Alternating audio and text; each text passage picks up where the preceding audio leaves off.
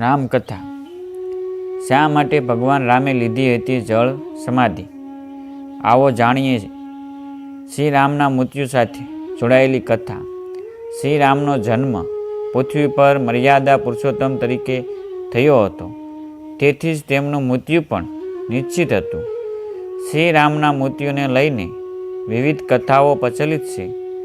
પદ્મપુરાણ અનુસાર ભગવાન શ્રી રામે પોતાની મરજીથી ચરચીયો નંદીમાં સમાધિ લીધી હતી.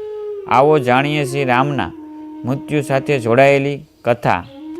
શ્રી રામનો જન્મ ત્રેતા યુગમાં અયોધ્યાના રાજા દશરથને ત્યાં થયો હતો. અયોધ્યામાં ભગવાન શ્રી રામના ભવ્ય મંદિરનું નિર્માણ કાર્ય શરૂ છે. 22 જાન્યુઆરીએ રામ મંદિરમાં મૂર્તિ સ્થાપનાનો કાર્યક્રમ પણ યોજાય છે. પૌરાણિક કથાઓ અનુસાર લંકાપતિ રાવણના અત્યાચારનો અંત લાવવા માટે ભગવાન વિષ્ણુ ભગવાન શ્રી રામના રૂપમાં પૃથ્વી પર આવ્યા હતા. શ્રી રામે સરસુયુમાં સમાધિ લીધી હતી. પ્રથમ કથા અનુસાર જ્યારે શ્રી રામે માતા સીતાનો ત્યાગ કર્યો, માતા સીતાએ અગ્નિ પરીક્ષા આપી પોતાની પવિત્રતા પુરવાર કરી હતી અને પછી માતા સીતાએ પુત્રો લવ અને કુશને ભગવાન શ્રી રામને સોંપી દીધા હતા અને ધરતીમાં સમાઈ ગયા હતા.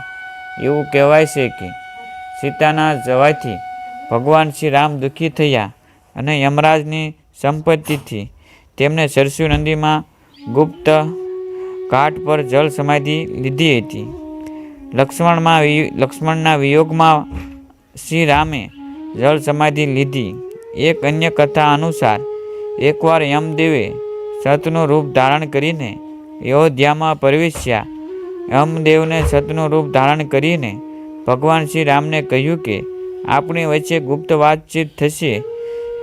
યમરાજે શ્રી રામ સમક્ષ શરત મૂકી કે આપણી વાતચીત દરમિયાન જો કોઈ કક્ષમાં આવશે તો દ્વારપાલને મૃત્યુદંડ મળશે. ભગવાન રામે યમરાજને વચન આપ્યું અને લક્ષ્મણને દ્વારપાલ તરીકે નિયુક્ત કર્યા. આ દરમિયાન ઋષિ દુર્વાસા ત્યાં પહોંચ્યા અને શ્રી રામને મળવાનો આગ્રહ કરે છે, પરંતુ લક્ષ્મણે તેમને અંદર જવા દેવાનો ઇનકાર કર્યો કારણ કે તે પ્રતિબદ્ધ હતા. આના પર દુર્વાસા ઋષિ ગુસ્સે થયા અને ભગવાન રામને શ્રાપ આપવાની વાત કરી. આવી સ્થિતિમાં લક્ષ્મણને પોતાની જીવનની ચિંતા કર્યા વિના દુર્વાસા ઋષિને કક્ષમાં જવા દીધા. ભગવાન શ્રી રામ અને યમરાજ વચ્ચેની વાતચીતમાં વિક્ષેપ આવે છે. વચન તોડવાને કારણે શ્રી રામે લક્ષ્મણને દેશ નિકાલ આપ્યો. પોતાના ભાઈ રામના વચનને પૂર્ણ કરવા માટે લક્ષ્મણે સરયુ નદીમાં જળ સમાધિ લીધી.